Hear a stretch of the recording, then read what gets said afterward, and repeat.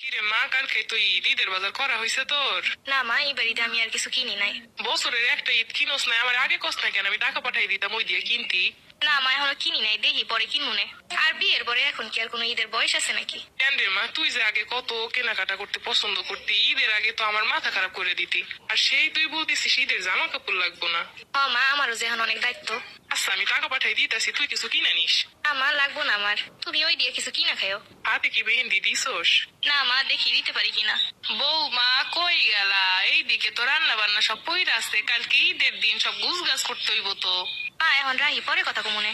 আচ্ছা মা, তুই ঈদের পরের দিনই চলে আসিস। দেখি মা, যাইতে দিলে যামনে। বৌমা কালকে ঈদের দিন, কালকে কিন্তু আমার মেয়ে জামাই আইব।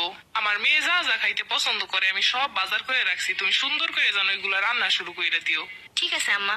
মেয়েদের জীবনটা এত কঠিন কেন? ছোটবেলা থেকে এত ঈদে মজা করে আসছি, কিন্তু এত অল্প টাইমে যে জীবনে এত বড় পরিবর্তন আসতে পারে সেটা মেয়ে না হলে বুঝতাম না।